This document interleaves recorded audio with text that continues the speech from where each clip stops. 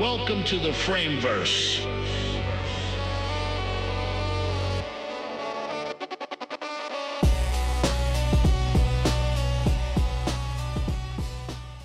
Κώστα, καλημέρα.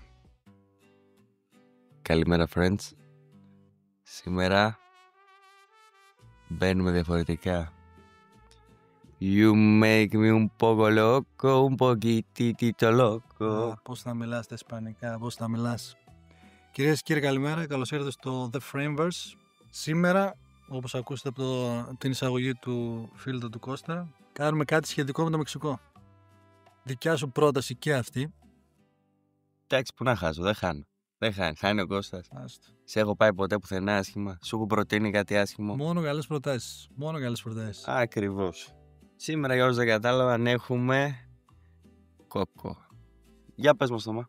Το Κόκο είναι μια ταινία της Pixar, η οποία βγήκε το 2017 και είχε πάρει πάρα πολύ καλές κριτικές, την οποία εγώ δεν είχα δει και με λες το έχεις δει. Δεν γίνεται, λέω.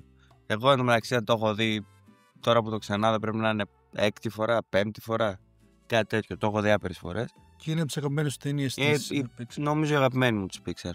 Το Κόκο χρειάστηκαν 6 χρόνια παραγωγής μέχρι για να γίνει αυτό το αποτέλεσμα. Εντάξει.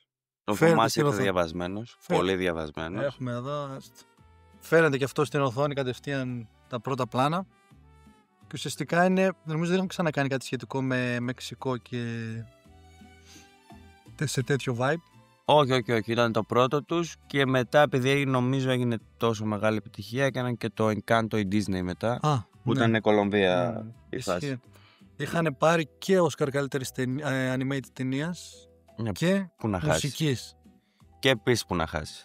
Και νομίζω είναι, δεν ξέρω αν είναι η πρώτη είναι που έχουν τόσο πολύ το έντονο στοιχείο της μουσικής. Δηλαδή παίζει πολύ σημαντικό ρόλο στην ταινία. Ακριβώς, βοηθάει και στην ανάπτυξη πλοκής. Είναι και συνυφασμένο με την κουλτούρα την οποία θέλουν να αναδείξουν, έτσι. Δείχνουν και πολλά πράγματα για τη μεξικανική κουλτούρα, για τα ήθη, για τα έθιμά τους. Ωραία. Να ξεκινήσουμε για τη μπλοκή. Κοιτάξτε λοιπόν, πώς έχουν τα πράγματα. Για να σκεφτήκαμε λίγο να αλλάξουμε το πρώτο section, το spoiler free. Πάλι θα είναι spoiler free, απλά το κάνουμε λίγο πιο, ας πούμε, δημιουργικά, για να μην μοιάζει τόσο στημένο, ας πούμε, και να είναι πιο χαλαρό. Να μην σκεφτόμαστε τόσο πολύ πώς θα ξεφύγουμε από το spoil. Τι δεν θα πούμε, τι θα πούμε. Ναι, θα απαντήσουμε σε μια πολύ απλή ερώτηση που θα σου κάνω εγώ αυτή τη στιγμή, Θωμά μου. Τι ερώτηση? Θωμά μου, εάν θα πρότεινες σε αυτή την ταινία, δηλαδή, να τη δει κάποιος, γιατί θα την πρότεινες? Θα την πρότεινες καταρχήν, και αν ναι, γιατί? Με μια λέξη, ναι. Γενικά εγώ δεν είχα και τόσο εντρυφήσει με τη μεξικανική κουλτούρα και μου φάνηκε πολύ ενδιαφέρον ότι πρώτη φορά έμαθες τόσο πολλά πράγματα για τους Μεξικάνους και αυτά, και είναι και μια κουλτούρα που έχει αρκετά κοινά με την ελληνική. Παρ' όλα αυτά, για το Κόκο συγκεκριμένα, από τα καλύτερα animation, τις καλύτερες μουσικές που έχω ακούσει σε animated ταινία. Ειδικά δυτικής παραγωγής, έτσι. Ναι. Γιατί έχουμε συνηθίσει, εντάξει, τα anime. Ναι, εντάξει, αυτά είναι okay. Η μουσική παίζει πολύ μεγάλο ρόλο και κάνουν μουσικάρες και εντάξει, αλλά δυτικής παραγωγής. Ναι, δεν είχα ξαναδεί ταινία με τόσο έντονο το μουσικό στοιχείο. Και είναι εμπειρία. Άρα με λίγα λόγια πρέπει να το δει κάποιος. Για λόγω μουσικής, λόγω animation. Και είναι αυτό, έχει πολύ. Και λόγω της ανάδειξης της μεξικανικής κουλτούρας, ας πούμε, της σκιαγράφησης των ηθών και των εθήμων, των Μεξικανών. Είναι, ας πούμε, χαρτογραφεί πολύ ωραία, ας πούμε, βάζει, ας πούμε, στο χάρτη την κουλτούρα του Μεξικού, η οποία δεν έχουμε κανένα λόγο να την ξέρουμε σαν Έλληνες, ας πούμε, δηλαδή. Εντάξει, είναι. Ναι, μόνο από προσωπικό ενδιαφέρον. Οπότε γι' αυτά τα προτείνεις, φαντάζομαι. Ναι, είναι και πάρα πολύ έντονη συναισθηματικά. Σε κάνει φοβερές εναλλαγές. Pixar, όσοι έχετε δει Pixar είναι τζαναμπέτιδες. Βέβαια αυτό, όπως θα δείτε, θα έχει μερικά παραπάνω plot twist από την καθημερινή και πολύ ωραία Pixar ταινία. Αλλά το συναίσθημα σε βαράει Pixar γενικά. Εσύ? Εγώ γι' αυτό ακριβώς την προτείνω. Την προτείνω καταρχήν, εγώ δεν πλατιάζω τόσο, γιατί θα πω τα ίδια ουσιαστικά. Οπότε, αυτά είναι τα δυνατά σημεία που έχει. Ναι, οπότε ο μόνος λόγος που το προτείνω είναι γιατί είναι μια πανέμορφη animated ταινία. Πανέμορφη, δηλαδή δεν θα μπορούσα να τη χαρακτηρίσω αλλιώς. Βλέπεις κάτι πάρα πολύ όμορφο, ακούς κάτι πάρα πολύ όμορφο, είναι γλυκό, είναι συγκινητικό. Οπότε, εντάξει, ανεπιφύλακτα τη συνιστούμε και οι δύο από ό,τι καταλάβατε. Και κάπως έτσι ξεκινάει η ταινία. Απλά να πούμε ότι είναι και πιο πρακτικά μεγαλύτερη ταινία στο Μεξικό, εντάξει, είναι και λογικό. Ανυψώνει την κουλτούρα τους. Πρακτικά. Βεβαίως, Ναι. βεβαίως. Okay. Αυτό το συζητήσαμε και λίγο, ότι άμα έκανε η Disney Pixar μια ταινία δεύτερη όπως είχε κάνει τον Ηρακλή, και εγώ θα την έβλεπα για την Ελλάδα, ας πούμε. Ναι, θα βγει και δεύτερη ταινία, νομίζω αργεί ακόμα, αλλά θα βγει και δεύτερο Κόκο. Του Κόκο, ναι, το είδαμε Ναι. σήμερα. Δεν μπορώ να φανταστώ γιατί, αλλά θα το συζητήσουμε πιο μετά αυτό. Ναι. Anyway, αυτό, ότι άμα έβγαινε για την Ελλάδα και εμείς θα χαιρόμασταν πολύ να το δούμε. Εννοείται. Οπότε makes sense in a way. Ωραία. Οπότε, επομένως, παιδιά μου, όσοι δεν έχετε δει την ταινία και θέλετε να τη δείτε, πήγαινε δείτε την τώρα. Και ελάτε μετά. Πατήστε pause στο 7 και 10 εδώ που είμαστε και τα λέμε στο 7 και 14. Πάμε. Κώστα, λοιπόν, ξεκινάει η ταινία. Ίσως από τα καλύτερα, ξεκινάει ουσιαστικά Με τα σεμεδάκια. με τα σεμεδάκια. Δείχνει κάποια πράγματα πριν πάμε στο Το παρόν. backstory, ας πούμε, Ναι. της οικογένειας. Κάνει διοίκηση και δείχνει τις εικόνες στο animation που εναλλάσσεται πάνω στα σεμεδάκια. Δεν ξέρω πώς λέγονται αυτά. Σαν σεμεδάκια φανταστείτε. Ναι, δεν αυτό, ξέρω πώς εντάξει. τα λένε ακριβώς εκεί πέρα. Πολύχρωμα σεμεδάκια. Εντάξει, μεγάλο hit. Τι να πω. Ναι, πού το σκέφτηκα. Δεν γίνεται να σοχίσεις.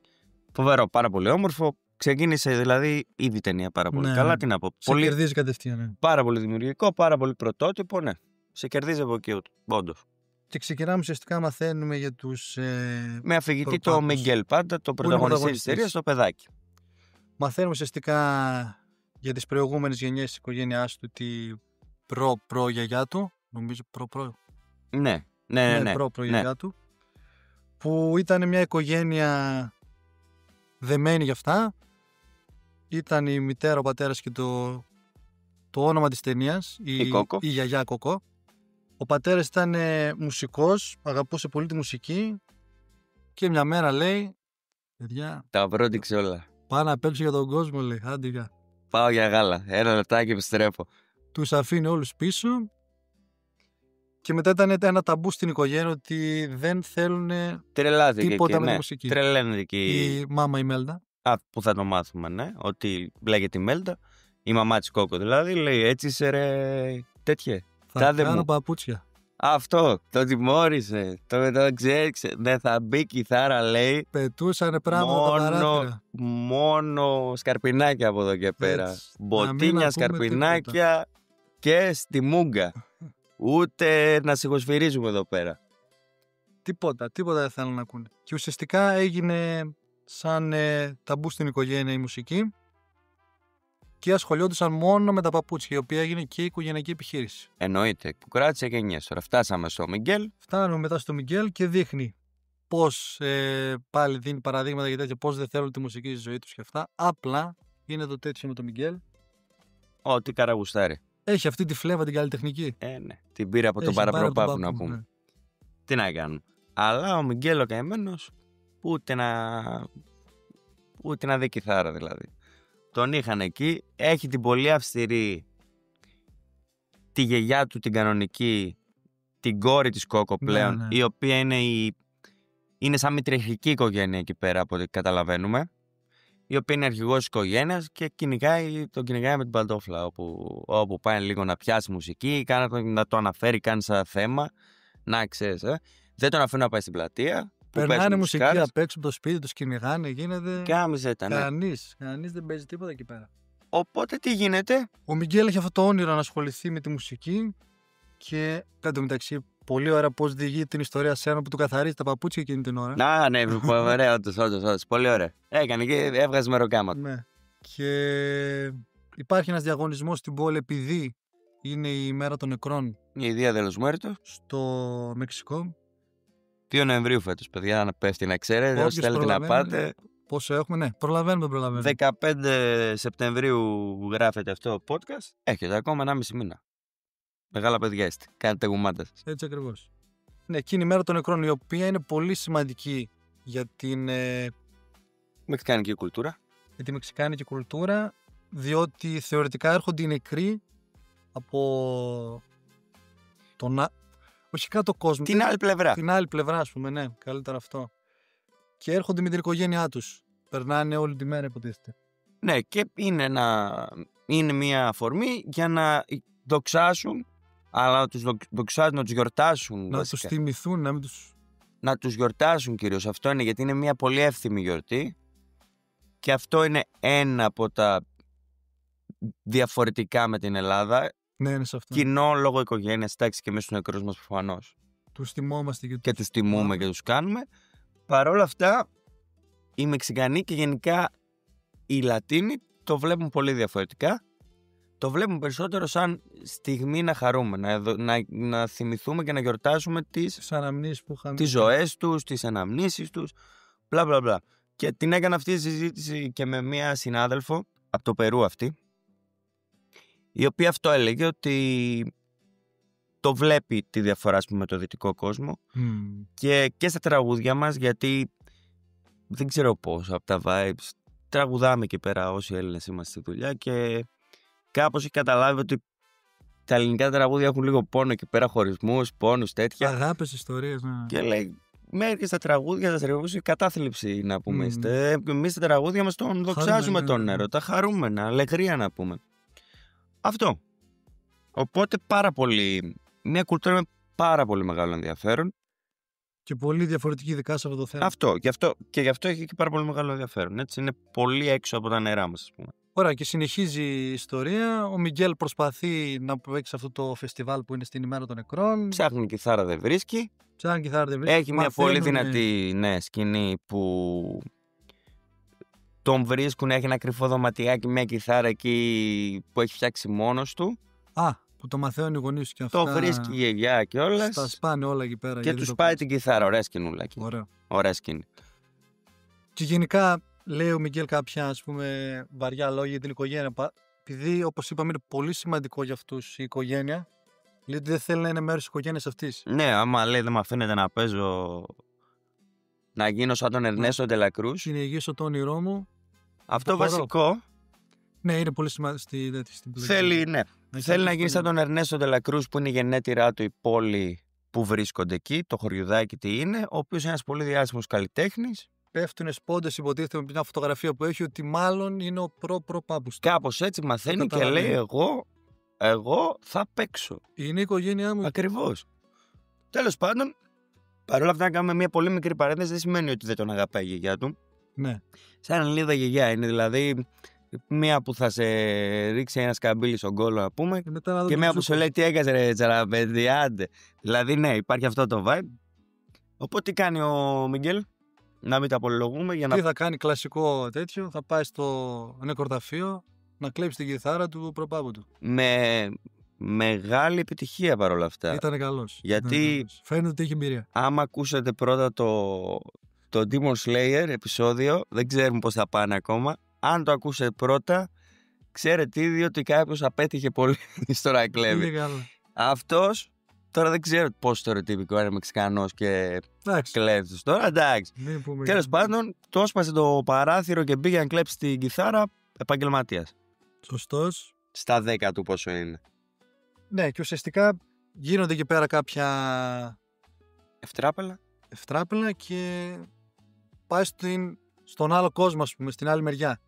Ναι, από ό,τι καταλαβαίνουμε. Σαν Κέρστ. Ναι, σαν κατάρα. Πήγε μια κατάρα, ας πούμε, με το που πιάνει την κιθάρα, από ό,τι καταλαβαίνουμε είναι γιατί έκλεψε από τους νεκρούς. Μπήκε αυτή η κατάρα. Τη μέρα, μάλλον, ναι. Ναι, στη Δία de los Muertos, πήγε, έκλεψε την κιθάρα του νεκρού του Ερνέστο, που νομίζει, που έχει καταλάβει ότι είναι παππούς του, τέλος πάντων. Να πούμε και εδώ πέρα ότι πώς τους τιμάνε για αυτά που στείλουν αυτό το φέντα, πώς το λένε, με τις φωτογραφίες και αυτό. Είναι όντως, οφρέντα. Αυτό είναι όντως το κάνουν. Το free στα ισπανικά είναι να δώσεις, ας πούμε, να προσφέρεις. Η οφρέντα είναι ο βωμός που προσφέρουν, ας πούμε. Μπράβο, ναι. Με τις φωτογραφίες αυτά βάζουν και φαγητά. Σαν γενολογικό δέντρο, από ψηλά προς τα χαμηλά. Πανέμορφο. Ειδικά εκεί πέρα που είχαν στήσει όλες τις οφρέντες στα νεκροταφεία, εκεί η σκηνή. Καταπληκτική. Ναι. Και ουσιαστικά να πάει στην άλλη διάσταση. Περνάει στην άλλη μεριά. Και παθαίνει ένα σοκ. Εντάξει, βλέπει μόνο σκελετούς, δεν ξέρει τι του γίνεται. Εντάξει, okay. Ουσιαστικά υποτίθεται αυτοί που έχουν πεθάνει παρουσιάζονται σαν σκελετοί με. Αλλά εντάξει, μιλάμε τώρα για. Elaborate σκελετοί. Φοβεροί και όλοι τόσο διαφορετικοί μεταξύ τους και τόσο διαφορετικά. Και μοιάζουν και με τις φωτογραφίες τους.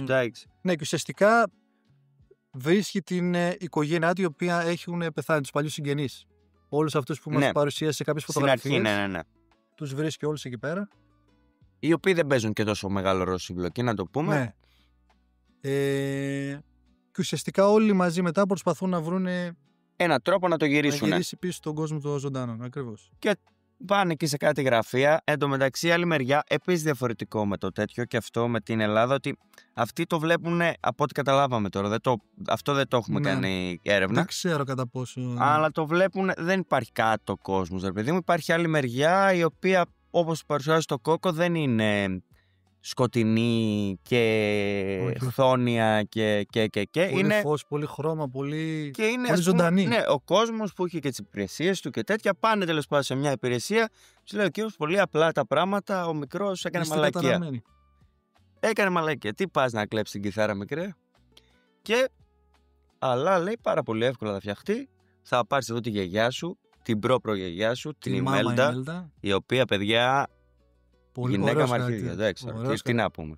Πολύ δυναμική γυναίκα. Έμεινε μόνη. Όλοι οι γυναίκες είναι δυναμικοί χαρακτήρες. Και δει αυτή, ρε παιδί μου. Ναι. Εντάξει, ναι, φαινόταν, φίλε, άστο. Και φαντάσου να είναι στα ευτυχισμένα της εκεί, πριν την αφήσει ο άντρας και καλά. Δηλαδή, οικογενειακή φωτογραφία ήταν αυτή. Και φαινόταν σε κοιτούσε την ψυχή μέσα από τη φωτογραφία. Τέλος πάντων, και λέει: θα σου δώσει εδώ η προγεγιά σου η Μέλντα την ευχή της. Να πας πίσω.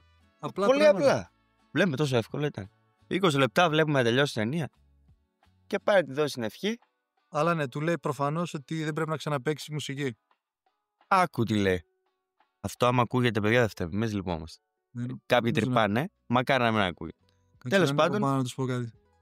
Θωμά κανένα παράπονο. Τέλος πάντων. Λέγε εσύ, Θωμά. Ναι. Και ουσιαστικά, γιατί δεν δίνει ευχή. Και ουσιαστικά ναι, δεν πάει. Του δίνει την ευχή, πάει άλλο να ξαναπαίξει μουσική, ξαναγυρνάει πίσω. Ναι. Και έχουν αυτή την αντιπαράθεση ότι εγώ θέλω να παίξω μουσική και εσείς δεν με αφήνετε. Και είναι το όνειρό μου. Πάλι τον ίδιο πάνω κάτω διάλογο που έχει με την οικογένειά του στον κόσμο των ζωντανών. Φεύγει εκεί πέρα, γίνονται κάποια κινητά κάποια τέτοια και γνωρίζουμε τον δεύτερο πιο σημαντικό χαρακτήρα της ταινίας, τον Έκτορ. Ο οποίος Έκτορ θέλει να πάει στον κόσμο των ζωντανών. Κάνει το αντίθετο Έκτορ, με λίγα λόγια, ναι. Να πούμε και εδώ αυτό του ισχύει ότι άμα δεν έχει κάποιος φωτογραφία σου ή άμα δεν σε θυμάται κάποιος, δεν μπορείς να πας στον κόσμο των ζωντανών. Ναι. Αυτό όντως ισχύει. Αυτό δεν το ξέρα, αλλά. Είναι σε αυτό το φέντα. Στην κοσμοθεωρία του, ναι. Δεν μπορείς να περάσεις στον κόσμο των ζωντανών. Άρα, άμα δεν είναι η φωτογραφία σου εκεί στην οφρέντα, δεν. Δεν πας. Κάθεσαι εκεί. Βλέπουμε αυτόν τον Έκτορ ο οποίος δεν έχει φωτογραφία στην οφρέντα, γιατί προσπαθεί να περάσει από τα σκάνερς. Έχει ένα πολύ ωραίο. Ναι. Είναι πολύ έξυπνα τα σκάνερς εκεί πέρα. Τον κάνουν σκάνι το σκελετό και λέει να ματσάρει φωτογραφία. Δεν υπάρχει φωτογραφία. Και δεν μπορεί να πάει. Και γνωρίζονται αυτοί οι δύο. Κάνει κόλπα ένα μεγάλο κορπατζής. Εντάξει. Ναι, ντύνεται Φρίντα Κάλο εκεί πέρα, ιστορίες. Αλλά πού. Έχουμε τεχνολογία εκεί πέρα, ρε φίλε. Δεν περνά στην τεχνολογία. Ναι, και συναντιούνται αυτοί οι δύο, οι οποίοι έχουν κοινό στόχο. Ο Έκτορ γνωρίζει τον Ντέλα Κρούζ, που είναι θεωρητικά ο προ-πάπος. Και βλέπει ότι ο πιτσιρικάς μπορεί να πάει στον κόσμο ζωντανό, να βάλει την φωτογραφία του πάνω. Ναι. Για να μπορέσει και αυτός να πάει στον κόσμο των ζωντανών. Αυτή η συμφωνία κάνουν ουσιαστικά, γιατί λέει ο μικρός, δεν με δίνεις η Μέλντα την ευχή σου. Θα την πάρω από τον προπάπο μου, τον Ερνέστο Ντέλα Κρούζ. Πάω να τον βρω τώρα. Πώς θα τον βρει όμως? Έρχεται το Έκτορ. Του λέει: κοίταξε, μικρέ, το ξέρω, αλλά με το που γυρίσεις, παίρνεις αυτή τη φωτογραφία που έχω στην τσέπη, τη βάζεις στη δικιά σου οφρέντα, δεν μου πειράζει, να μην ξεχάσεις τώρα, παιδί μου. Έτσι ακριβώς. Και τι κίνδυνος παραμονέει να ξεχάσεις το μα? Αυτό κάτσε τώρα να το πούμε. Ρίχτω. Η επόμενη σκηνή είναι ουσιαστικά. Ναι, ουσιαστικά μετά προσπαθούν να πάνε στον Ντελακρούζ. Ναι. Και ο μόνος τρόπος που μπορούν να βρουν ήταν μέσω ενός διαγωνισμού πάλι, που όποιος κερδίσει πάει και παίζει στο πάρτι του Ντελακρούζ που είναι. Ακριβώς. Ακόμη και εκεί είναι φίρμα VIP, ναι. Και ψάχνουν αρχικά να βρουν μια κιθάρα. Και πάνε σε ένα, ας πούμε. Πίσω πανέξυπνα στημένο. Ναι. Λίγο πιο παρατημένο μέρος. Παρακμιακή γειτονιά, ρε παιδί μου. Ναι. Κάτω στα κανάλια, στους βόθρους εκεί πέρα. Άνθρωποι οι οποίοι τους έχουν ψιλοξεχάσει, δεν μπορούν να πάνε στον κόσμο των ζωντανών. Και έχουν κάνει πολύ όμορφο μια οικογένεια αναμεταξύ τους. Πολύ όμορφο. Ναι. Πάνω ουσιαστικά στον. Δεν θυμάμαι τώρα το όνομα, ξεφεύγει. Ούτε εγώ, ναι. Στο θείο Αλμπέρτο, ξέρω εγώ, πέστονα. Και του ζητάνε την κιθάρα του. Λέει αυτό το και το θα την πάρετε μόνο άμα μου παίξετε ένα τραγούδι. Ο οποίος τον βλέπεις έχει αρχίσει λίγο να μην είναι πολύ καλά. Να σπαρταράει, ρε παιδί. Γενικά, όταν σε ξεχάσει κάποιος τον κόσμο των ζωντανών, χάνεσαι από την άλλη μεριά. Από την άλλη μεριά. Χάνεσαι τελείως. Χάνεσαι τελείως. Αυτό ήταν. Εξαφανίσαι. Ναι. Και του παίζει και πέρα, εντάξει. Μιλάμε τώρα. Τι να πω για αυτή τη σκηνή. Του παίζει τη μουσική που, όπως είπαμε, παίζει πολύ σημαντικό ρόλο και σε χτυπάει κατευθείαν στο στιγμή. Ναι. Πολύ ωραία σκηνή. Ναι, του παίζει τη μουσική εκεί πέρα. Τον ευχαριστεί ο παππούκας εκεί πέρα και χάνεται. Του εξηγεί μετά πώς πάει ακριβώς, ότι άμα σε ξεχάσουν, χάνεσαι και στον κόσμο στην άλλη μεριά. Ναι. Και έχουν πάλι το διάλογο, όπως λέγαμε, ότι είναι πολύ σημαντικό να σε θυμούνται τις αναμνήσεις σου και όλα αυτά. Εκεί το μαθαίνει και ο Μίγκελ, ότι το και το. Για να μην χαθείς εδώ πέρα. Τέλος πάντων. Ναι, πάνε στο διαγωνισμό, γίνονται κάποια πράγματα εκεί πέρα και. Παίζουν το You Make Me Un Poco Loco. Un Poquitito Loco. Πολύ ωραίο. Από τα αγαπημένα, από τα top. Νίκαν. Όχι. Δεν νικάνε. Ναι, σκάει μύτη οικογένεια που το ψάχνει. Τον βρίσκει η Μέλντα, η οποία έχει και το pet. Εντάξει. Δεν θυμόμαστε πώς λέγονται. Αυτά λέγονται αλεγκρίες, κάτι σε πω τώρα. Όχι αλεγκρίες. Κάπως λέγονται εκεί. Σαν αλεμπρίες, κάπως. Ναι, δεν ξέρω. Ναι, κάπως έτσι το λένε. Τέλος πάντων, ναι. Αυτό άκουτα. Τα οποία είναι. Πες μου τι είναι λίγο. Αυτό δεν υπάρχει κανονικά στη θρησκεία τους. Δεν υπάρχουν αυτά τα spirits. Είναι spirits οδηγοί αυτοί. Οκ. Πνεύματα. Πνεύματα, ναι. Είχαν πάει στο Μεξικό για να πάρουν πληροφορίες οι παραγωγοί, σκηνοθέτες και όλα αυτά. Και ήταν αυτές οι φιγούρες οι αλεγκρίες και ρωτούσαν τι και πώς, γιατί είναι πολύ γνωστά στο Μεξικό. Και αυτά δημιουργήθηκαν από τον Πέντρο Λινάρες, φίλε Κώστα.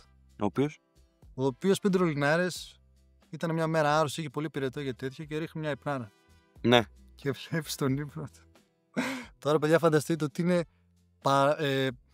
διάφορα ζώα, τίγρες με φτερά. Ναι, και πορτοκαλό, ροζ, νίον, τέτοια, ναι. Και με πάρα πολλά χρώματα και σχέδια πάνω τους. Δηλαδή, χτυπάει μπαμ στο μάτι. Ναι. Και έβλεπε στον ύπνο του διάφορα τέτοια. Του φώναζαν αλεμπρία. Και λέει το άλλο πρωί τι θα κάνω. Λέει, θα πάω να φτιάξω τέτοια ζωάκια. Αλλά εντάξει, ήταν ο άνθρωπος, ήταν καλλιτέχνης και έφτιαχνε διάφορα τέτοια χειροποίητα ζώα. Άρα, διάφορα πράγματα. Ναι. Από χαρτί μέχρι πυλούς, διάφορα τέτοια. Ωραία. Είναι πάρα πολύ γνωστό στο Μεξικό και σκέφτονται να το συνδυάσουν έτσι. Πολύ ωραίο. Άρα έβαλα και μια νότα τέχνης, ας πούμε. Επομένως έχει και αυτά τα ζωάκια τους οδηγούς, ναι. Οδηγούς πνεύματα που σου οδηγάνε εκεί στην άλλη πλευρά. Και τον ψάχνει. Η γάτα με τα φτερά, φοβερή. Τον ψάχνει η Μέλντα που έχει μια τίγρη με φτερά εκεί πέρα. Ένα θηρίο. Αυτό ήταν Rainbows, άνετο. Τον βρίσκει το μικρό. Να πούμε παρόλα αυτά ότι μικρή λεπτομέρεια ότι μαζί με τον Μιγγέλ έρχεται και ο Δάντης. Ο Δάντης. Ο οποίος είναι ο σκύλος. Και λες. Αυτή η ράτσα είναι όντως υπάρχει. Πώς λέγονται. Πώς λεγόταν να δεις. Ψάξω εσύ να πω εγώ για το Δάντη. Ξόλο, κάπως έτσι, νομίζω έχει πιο μεγάλο όνομα. Τέλος πάντων. Είναι από τις πιο αρχαίες ράτσες που υπήρχαν στο Μεξικό. Μπορεί και πιο αρχαία λένε, ναι. Άντε ρε. Ναι, και λένε τέλος πάντων. Μ' αναρωτήθηκα κι εγώ δηλαδή ότι τι φάση ο σκύλος πώς γίνεται να μπει και με τους νεκρούς. Κάποιος προφητεύει η μια θεία. Η Φρίντα Κάλο. Ναι, αυτή ήταν, η actual Φρίντα Κάλο. Λέει ότι κοίταξε, ο σκύλος είναι τέτοιος. Πνευματικός οδηγός. Και λέει ο πιτσιρικάς αυτός εδώ. Καλά κι εσείς άμα το βλέπατε ή όσοι τον έχετε δει, αυτή την απορία θα είχα. Τέλος πάντων, ναι, τον βρίσκει λοιπόν, μην τα απολογούμε γιατί πάντα αυτό κάνουμε. Ναι, πολυλογούμε. Ναι. Τον βρίσκει η γιαγιά, ξαναμαλώνουνε. Έχουν πάλι αυτό ότι δεν με αφήνει, είστε η οικογένειά μου γιατί δεν με αφήνει να κυνηγήσω τον όνειρο. Ναι, αυτό δηλαδή, αυτό ήταν το παράπονο του. Ρε φίλε, λέει όλα για την οικογένεια. Εσείς που στην οικογένειά μου ίδια, στηρίξτε με τουλάχιστον αυτό. Δηλαδή, δείξτε ότι με αγαπάτε έμπρακτα. Ναι. Και σηκώνεται, φεύγει πάλι ο Μιγγέλ και πάει να βρει τον Ερνέστο Ντελα Κρούς. Ναι.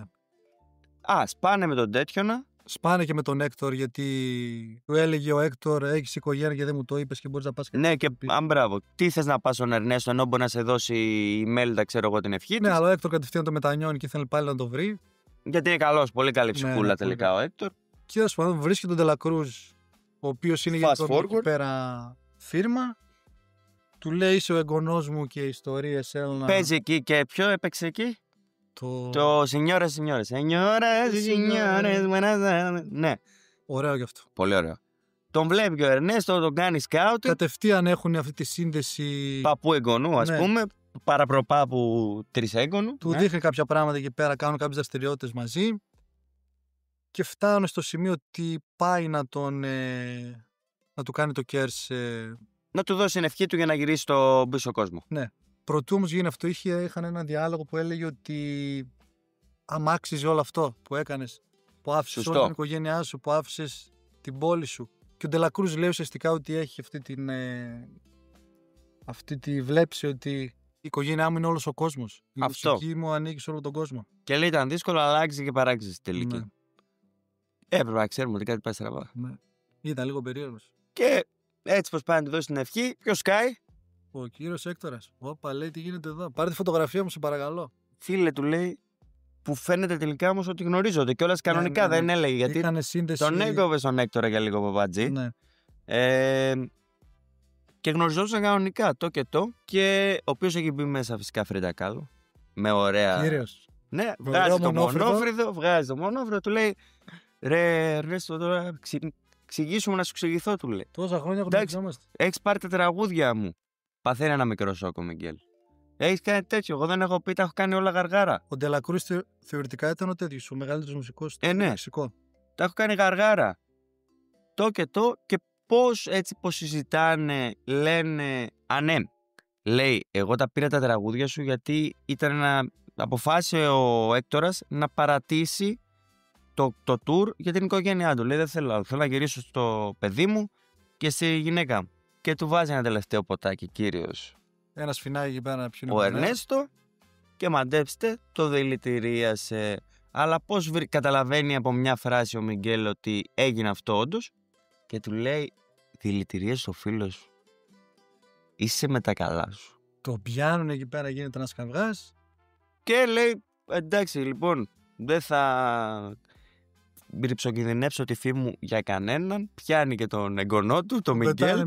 Πιάνει και τον Έκτορα που ούτως ή άλλως τον έχει σκοτώσει μια φορά στα παπάρια του. Και τους πετάνε σε ένα πηγάδι. Ουσιαστικά να πούμε, ότι ο Έκτορας δεν έχει πλέον πολύ χρόνο. Γιατί. Εκεί φαίνεται, στο πηγάδι φαίνεται πρώτη φορά που αρχίζει και αυτός να τρέμει και να τρεμοπαίζει σαν φως. Και του λέει, θέλει να πάει την με ξεχνάει η κόρη μου, λέει. Αυτή ήταν η τελευταία που θυμότανε. Με ξεχνάει η κόρη μου η Κόκο. Όπα. Και τα παθαίνει όλα ο Μιγγέλ. Τα παθαίνουμε και εμείς όλα, λέμε πάλι. Κόκο. Βγάζει φωτογραφία. Βλέπει ο Μιγγέλ την Κόκο στη φωτογραφία που ήταν η οικογένεια, η μάμα, η Μέλντα, αυτός και η Κόκο. Και λέει, We are family. Είμαστε οικογένεια. Προπάπου. Πανηγυρίζει και ο μικρός, γιατί πριν από ένα λεπτό είχε ένα δολοφόνο. Ένα δολοφόνο για προπάπου. Λέει, εντάξει. Καλά είμαστε. Καλός είσαι, καλλιτεχνάκος του λόγου σου. Μια χαρά. Μας κάνεις. Και έχουν εκεί μια ωραία στιγμή και οι δύο. Και το θέμα είναι τώρα πώς θα φύγουν από εκεί. Και αλλά κατευθείαν έρχεται η λύση. Εντάξει, ναι, ήταν λίγο easy peasy. Σκάει ο Δάντης. Ο Δάντης πρώτος και η γάτα. Είχε όνομα η γάτα. Και να και δεν το θυμόμαι. Η γάτα τέλος πάντων. Καβάλα, μάμα, η Μέλντα. Η Μέλντα. Σκάει η Μέλντα εντωμεταξύ. Ο άλλος χαίζεται πάνω του, τα παθαίνει όλα. Γιατί, αν δεν το καταλάβατε ακόμα, αφού είναι η κόρη του η Κόκο και είναι ο παππούς του, η Μέλντα είναι η γυναίκα του. Ακριβώς. Που την παράτησε για λίγο καημενούλης. Πριν το δηλητηριάσουν, αυτός θα γυρνούσε για να βρει και την κόρη του. Αλλά οι υπόλοιποι δεν το γνωρίζουν αυτό. Ακριβώς. Χαίζεται πάνω του. Ωραία είσαι, λέει σήμερα. Τίποτα. Δεν δίνει τέτοιο. Fast forward στο πλάνο για να πάρουν τη φωτογραφία. Το βασικό είναι ότι τη φωτογραφία του Έκτορ που θα δώσει στο μικρό την έχει κλέψει ο Ερνέστο Ντελακρούζ. Ναι. Από την κακία του. Να μην γυρίσει, λέει ποτέ το μου, να τον ξεχάσω, τελειώνει. Ωραία. Και έτσι προσπαθούν όλοι μαζί να πάρουν τη φωτογραφία, να ανακτήσουν τη φωτογραφία. Να μικρός πίσω και όλοι ευτυχισμένοι. Τέλεια. Πώς το κάνουνε? Πάνε εκεί στο πάρτι του, ψιλοπαίζουνε, μουσικές, τέτοιες ιστορίες. Δεν έχει δείχνει και λίγο την οικογένεια. Ναι, λίγο δένεται παραπάνω Ερνέστο Ιμέλτα. Όχι Ερνέστο, συγγνώμη. Το Ερνέστο Κακός. Έκτορ Ιμέλτα. Και εντάξει, δεν έχει νόημα να πούμε πολλά για αυτή τη σκηνή, γιατί παίζουν μουσικές. Το μόνο που έχει νόημα είναι. Έχει και το αγαπημένο σου κομμάτι. Έπαιξε το Γιορώνα. No dejaré de quererte. Φοβερό κομμάτι. Και αυτή το τραγούδι πάρα πολύ ωραία. Πάρα πολύ ωραία το τραγούδι. Ειδικά εκεί που κατεβαίνει και λέει. Η Άγγελα Β. Εκεί που κάνει το Β. Έχω πάθει σοκ. Με τα πολλά με τα λίγα καταλήγουν να είναι σε μια γωνία και οι κάμερες που τραβούσαν το show να δείχνουν το μαλακιστήρι τον Ερνέστο. Εντάξει, μιλάμε ο τύπος δεν παίζεται. Εντάξει, ναι, που προσπαθεί, που πετάει ουσιαστικά. Τον πιτσιρικά κάτω στο τέτοιο. Το πετάει από ένα γκρεμό. Λέει εντάξει, τα αρχίδια μου. Το άκουσαν όμως όλοι ότι και δολοφόνησε τον τέτοιο. Και τα τραγούδια δεν ήταν δικά του. Και ήταν δολοφόνησε τον Έκτορ. Τα άμαθαν όλη την αλήθεια. Ποιος σώζει τον πιτσιρικά? Και ο Δάντης και η γάτα. Πρώτα ο Δάντης, αλλά δεν τα πολύ κατάφερε. Εντάξει, ήρθε η γάτα, save the day κλασικά. Και ανεβαίνουν πάνω. Απλά είμαστε σε φάση ότι ο Έκτορ πεθαίνει. Θα χαθεί από πεθαίνει πολύ άσχημα αυτή τη στιγμή. Γιαγιά. Όπως πέφτει εντωμεταξύ ο Μιγγέλ ήταν αυτός που είχε τη φωτογραφία και τη χάνει και τη φωτογραφία. Ανεβαίνει όλα καλά. Εντάξει, τον Ερνέστο τον έκαναν cancel. Εννοείται. Να πούμε γιατί. Ανεβαίνει η γάτα πάνω στη σκηνή για να αρχίσει τον κάνει εκεί πέρα μπαλίτη. Τόπι τον έκανε. Τόπι. Ξανά πέσε μια. Είχε πεθάνει ο Ερνέστο στον κανονικό κόσμο. Μια καμπάνα είχε πέσει πάνω του. Την ξανάβαγε στο κεφάλι. Και πανηγυρίζουν όλοι εκεί.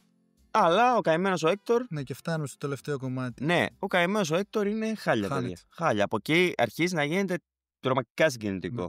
Χάνεται. Είναι τα τελευταία 5 λεπτά. Τους δίνουν μαζί την ευχή η Ιμέλτα με τον Έκτορ. Πάνε, παιδί μου, χωρίς άνεφόρον.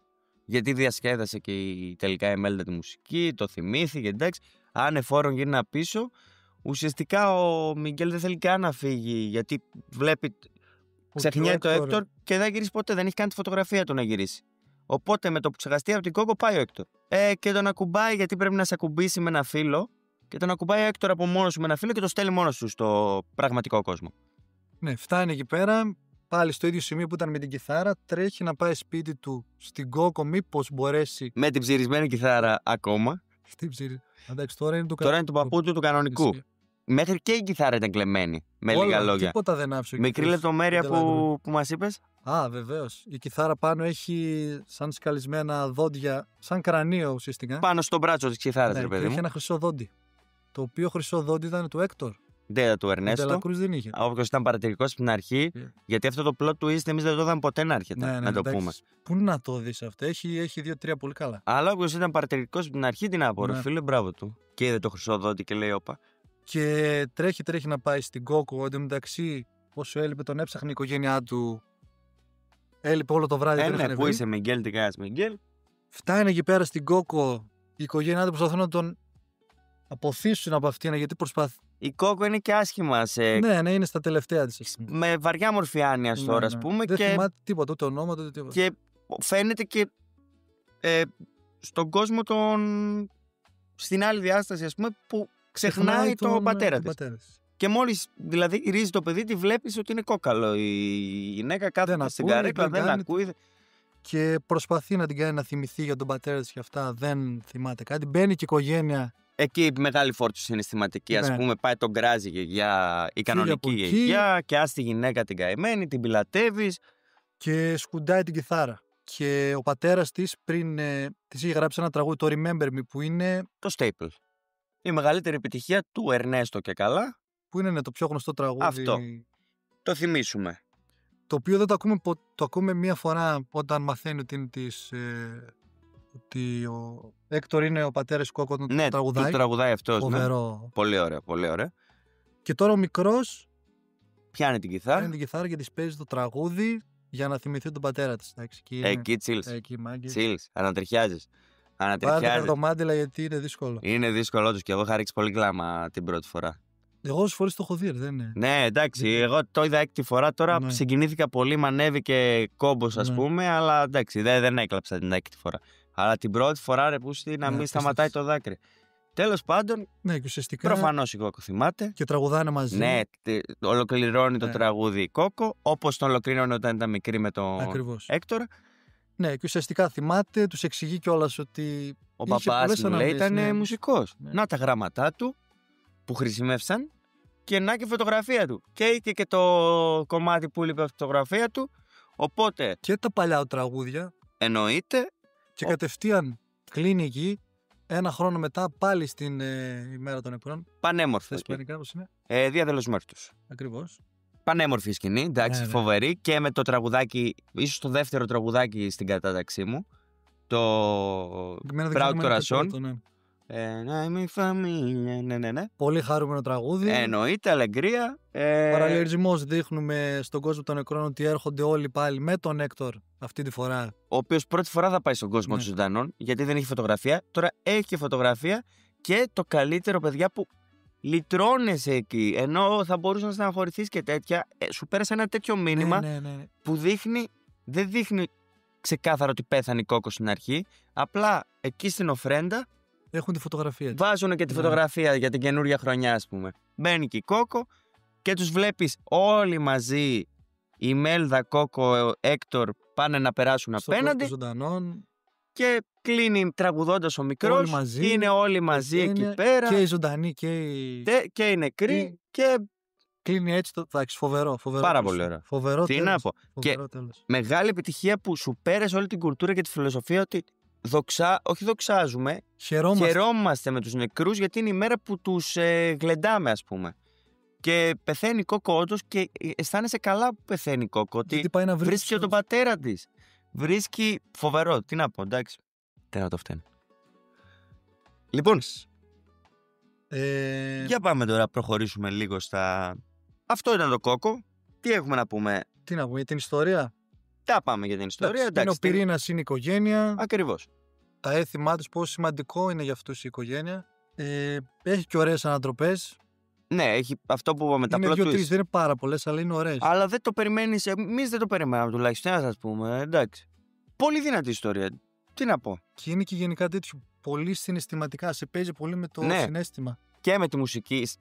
Προφανώς είναι γορική μουσική σε όλο αυτό. Καλά, η μουσική είναι το. Πολύ βασικό. Θεμελιώδες λίγο, ας πούμε, της παραγωγής. Και π.χ. αυτό που λέμε τα συναισθήματα είναι εκεί πέρα που πεθαίνει εκείνος ο παππούκας. Ρίχνει εκεί πέρα με τη μουσική, σε ρίχνει συναισθηματικά και μετά τσακ σε πάει στο κέντρο Ναι. της. Εκεί που πάνε να κόσμου, παίξουν. ναι. Με χαρούμενα τραγούδια τέτοια. Φοβερό. Τώρα για τις σχέσεις χαρακτήρων, ουσιαστικά οι δύο πρωταγωνιστές είναι ο Μιγγέλ και ο Έκτορ. Εντάξει, οι σχέσεις τους είναι το κλασικό. Περνάει, ναι, αυτό εντάξει. Αυτό είναι πολύ κλασικό. Περνάει ένα δράμα. Ξεκινάμε να γνωριζόμαστε, μετά λίγο χαλάει η σχέση μας κάτι εκεί. Και μετά, εντάξει, μαθαίνουν ότι είναι και ναι, είμαστε προπαπού εγγονός, τι γίνεται. Και εντάξει, προφανώς. Η Μέλντα Έκτορ. Επιτέλους έφτιαξε αυτή η σχέση. Εντάξει, όλοι το Θέλαμε. θέλαμε. Πεθάνουν Όλοι το θέλαμε. Αλλά όλα καλά. Και Κόκο Έκτορ, αυτή είναι και μια βασική σχέση που έδειχνε πόσο αγαπούσε την Κόκο, πόσο ο καημένος ήθελε να γυρίσει παρόλο που ήταν εξαιρετικός μουσικός. Δηλαδή θα έκανε την καριέρα του Έκτορ, του Ντελακρούζ ουσιαστικά. Αλλά έλεγε όχι, πάω πίσω στην Κόκο. Και πόσο σκοτώνει και ο καημένος ψάχνει τόσα χρόνια, γιατί η Κόκο όταν πέθανε αυτός ήταν παιδάκι και η Κόκο τώρα ήταν τουλάχιστον 95. Ναι, και άμα πεθάνει, χάνεται. Ναι, οπότε το θυμάται κανένας. 90 χρόνια αυτός ουσιαστικά προσπαθούσε να περάσει να δει την κόρη του. Για το animation. Τι να πω για το animation. Εν τω μεταξύ, είδες πόσα διαφορετικά χρώματα, ρούχα, σχεδιά. Έπαιξε πολύ με το τέτοιο. Οι φέσεις, τα ρούχα. Το τέτοιο της Κόκο, αυτό που φοράει Κόκο. Το κεντυμένο. Απίθανο. Και γενικά, η Κόκο, ας πούμε, δεν έχω δει καλύτερη γριά. Ναι. Σε τέτοια ηλικία, ναι. Ναι, δηλαδή. Ζωντανή είναι ζωντανή. Ναι. και δείχνει το δέρμα της, οι ραγάδες της, οι ρητίδες της, όλα. Το πόσο... Οι εκφράσεις όταν τραγουδούσε με το μικρό. Άστο. Το animation, εντάξει, είναι masterpiece, να λέμε τώρα. Ναι. Παίζει ένα από τις καλύτερες ταινίες στο animation στην Pixar, φαντάζομαι. Μιλάμε τώρα για επίπεδο... Πολύ ψηλό.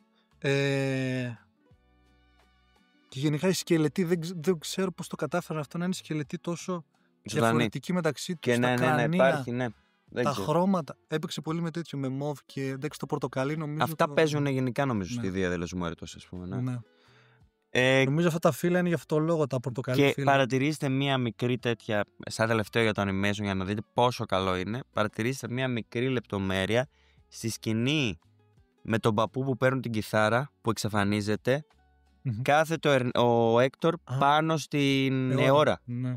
Και με το που εξαφανίζεται ο παππούς, επειδή χάνει βάρος η αιώρα, βουλιάζει ο Έκτορ λίγο πιο μέσα. Άμα το δείτε, δηλαδή γίνεται τόσο ασυναίσθητα όλο αυτό. Αλλά παιδιά, τώρα αυτό πρέπει να έχει από τη σκέψη μέχρι την εκτέλεση. Δηλαδή, τι να πω, φαίνεται ότι έκαναν κάτι που το αγάπησαν, το πρόσεξαν, ήταν φοβερό. Και γενικά όλα τα σκηνικά είναι γεμάτα και από χαρακτήρες και τέτοια και από πράγματα που γίνονται πίσω, κτίρια, γίνεται πανικός. Είναι υπερβολικά καλά δουλεμένο, τι να πούμε. Για τα ρούχα νομίζω είχα διαβάσει ότι είχαν φτιάξει 500 διαφορετικά. Τι λες ρε. Τι λες ρε. Απίστευτο. Ναι. Εντάξει, τώρα μουσική. Μουσική. Εδώ το αγαπημένο σου κομμάτι. Το Γιορώνα. Που είναι υπαρκτά κομμάτια όλα εντωμεταξύ. Ναι. Και το Γιορώνα είναι πολύ διάσημο λατινικό. Μπορεί να είναι και ισπανικό, δεν ξέρω τώρα. Αλλά νομίζω λατινοαμερικάνικο, πάρα πολύ διάσημο τραγούδι. Δηλαδή, εγώ από το κόκο που το τραγουδούσα όταν δούλευα σε ένα αργεντίνικο εστιατόριο μόνος μου, όλες οι θείες εκεί πέρα. Γιορώνα. Κωστάκι, που το ξέρεις αυτό. Σε λέγανε κορίτσια. Ξέρετε, Κώστας. Άνθρωπος με κουλτούρα. Από το κόκο λέω, το ξέρω. Εντάξει. Και γενικά δίνει το vibe του Μεξικού, όλο τα τραγούδια και αυτά. Εννοείται, ναι. Μένα ποιο είναι το αγαπημένο, νομίζω το τελευταίο κομμάτι που... Πολύ ωραίο, εμένα δεύτερο, το My Proud Corazon που λέει, ναι. Αυτά ας πούμε πρέπει να ήταν original, το Remember Me και αυτά είναι original νομίζω της Pixar, αλλά τα τραγούδια που παίζουν από πίσω, τα Σινιόρες, μπλα μπλα, κάποια είναι όντως υπαρκτά τραγούδια. Okay. Αυτό πρέπει να το τσεκάρω κιόλας για να είμαστε σίγουροι. Εσύ τα καλή μουσική είναι τέτοιο. Μόλις τελείωσε η ταινία που την είδα, πήγα άκουσα το soundtrack, τελείωσε. Αυτό πόσες φορές έχω ακούσει απλά μόνος μου τα τραγούδια, μόνος μου, χωρίς να θέλω να δω τέτοιο. Δεν ξέρω αν υπάρχει άλλη ταινία της Pixar με τόσο έντονο το μουσικό στοιχείο. Όχι, γιατί η Pixar δεν είναι Disney συνήθως. Ναι. Δεν είναι, παίζουμε τα soundtracks από πίσω. Σχεδόν σε καμία δεν παίζει τόσο ρόλο η μουσική. Είναι σαν να σου λέει η μουσική την ιστορία, είναι φανταστικό. Είναι όντως, διότι συνοδεύει όλη την ιστορία σε κάθε της βήμα να πούμε. Αγαπημένη σκηνή, είναι λίγο, έχω ένα καλό. Μ' αρέσει πάρα πολύ, επειδή μ' αρέσει το Γιορώνα, μ' αρέσει πάρα πολύ εκεί που τραγούδεις όντως. Που ανεβαίνει στο stage και προσπαθεί. Και τραγούδεις όμως τα έδωσε όλα, δηλαδή πολλά μπράβο. Αυτή ήταν ίσως η αγαπημένη μου. Και αυτή με τον παππού που πεθαίνει μ' αρέσει πολύ ωραία σκηνή, εντάξει. Εμένα αυτή. Και αν παρατήρησες, όταν βρίσκει τον Μιγγέλ και τον Έκτορ που έρχονται με τη γάτα και πάνε στην οικογένεια, πώς χαίρονται όλοι που το βρήκανε για αυτά. Παρόλο που ουσιαστικά στην ταινία βρίσκονται μαζί, πόσο βρίσκονται, 10 λεπτά. Ναι. Απλά επειδή πάνε στον κόσμο των ζωντανών και τους βλέπουν εκεί πέρα και αυτό τους γνωρίζουν. Παρόλο που δεν έχουν καθόλου επαφή. Ναι. Αυτό ήταν πολύ οικογένεια. Ναι. Αυτό. Ατάκα σημείωσες τίποτα. Μπα. Γιατί εντάξει δεν είχε. Τι να τα κάρα. Νομίζω. Δεν μου έμεινε κάτι περσέ. Ο βλάκας ο Έκτορας έλεγε κάτι. Seize the moment. Εγώ την άρπαξα τη στιγμή μου. Ο Ερνέσο. Όχι, είπα βλάκα τον Έκτορα. Το καλό παιδί. Αυτό το podcast δεν κυκλοφορήσει ποτέ. Ό,τι ακούσατε. Άκου εδώ είπα βλάκα τον Έκτορα. Αυτό ρε φίλε. Νομίζω το λένε ακριβώς έτσι στην ταινία την ατάκα που σημείωσε. Είναι ότι people die when they have forgotten. When they have been forgotten, ας πούμε, ναι. Ότι οι άνθρωποι πεθαίνουν όταν τους ξεχνάς. Που, αλληγορικό, πάρα πολύ. Ναι. Ειδικά όταν στο δίνει από την ταινία και το εννοεί μεταφορικά. Εντάξει, εσύ το βλέπεις να γίνεται όντως, αλλά είναι έτσι, ναι. Όχι, πολύ ωραίο, μπράβο, στο δίνω. Και ποιο άλλο. Και αυτό που λένε για την οικογένεια, being part of this family means you are here for this family. Ότι ναι, εντάξει. Πρέπει να είσαι εδώ. Τέλεια. Θα κάνεις ό,τι θέλουμε. Εντάξει, αυτό. Κάτι που δεν σ' άρεσε.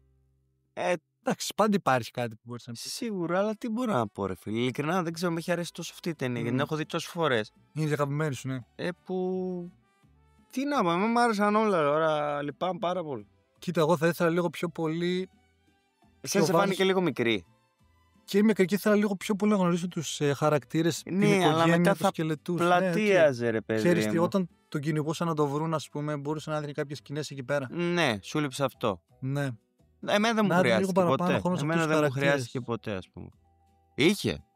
Εντάξει, τώρα να βλέπεις τα αδέρφια ο ένας να παίρνει τα χέρια του άλλου και να τα κάνει. Εντάξει, ρε φίλε. Αυτό δεν σε έφτασε δηλαδή. Φοβερή σκηνάρα. Όσοι ξέρουν, ξέρουν. Τι άλλο δεν μ' άρεσε. Εντάξει, η ιστορία είναι λίγο. Το παιδί που κυνηγάει τον όνειρά του, οικογένειά τον αφήνει. Εντάξει, αυτά, οκ. Ουσιαστικά μην ξεχνάμε ότι είναι και Pixar Animation, είναι κυρίως παιδικά θεωρούνται στερεοτυπικά. Το κλασικό τέτοιο, ναι. Αυτά τα δύο τώρα, εντάξει. Και η ιστορία ίσως μπορούσε σε κάποια σημεία να μην είναι τόσο φλίαρη με το που έψαχαν πώς θα πάνε στον Τελακρούζ, ας πούμε. Ναι, εκεί όντως. Εντάξει, αυτά τώρα είναι. Αλλά έπρεπε λίγο να τρέξει και η πλοκή. Αυτό με το σε βρήκα η γονέ μου, φεύγεις η γονέ μου. Θύμωσα τώρα, δεν θύμωσα. Ναι, εντάξει. Ναι, οκ, το ακούω. Αυτά, και στα θετικά, τα τρία που με έκαναν έτσι εντύπωση ήταν τα χρώματα. Όντως. Δηλαδή, τόσο ζωντανά. Έδωσαν πάρα πολύ τα χρώματα, τι να πούμε τώρα. Οι σκελετοί που είπαμε, ναι. Πόσο εκφραστικοί είναι και αυτά, πόσο διαφορετικοί μεταξύ τους. Και πιστεύω το τέλος που έχει είναι από τα καλύτερα τέλη που έχω δει γενικά. Το κάνουν οι κολοπίξαρ, τα κάνουν κάτι τέτοιο. Και το app πρέπει να έχει τόσο γεννητικό τέλος που δεν το θυμάμαι καν. Δεν το θυμάμαι καν. Αλλά πρέπει να έχει. Πείτε μας στα σχόλια όσοι έχετε δει το app. Δηλαδή. Ψηλά στον ουρανό. Σε τρυπάει, σε κάνει αληφή και μετά σε δίνει πάλι τέτοιο, σε δίνει πάλι ζωντάνια. Εγώ πίστεψα για λίγο ότι ας πούμε δεν θα υπάρξει Έκτορ πουθενά ξανά. Ότι ξεχνιέται, τελείωσε. Πάλι καλά. Εμένα θα πω ένα. Γιατί εντάξει. Τώρα animation μουσική τέτοια να πούμε. Τι να πούμε. Ήταν στο κομμάτι animation ο κόσμος που δημιούργησαν. Φοβερό, έχει πάρα πολύ λεπτομέρεια.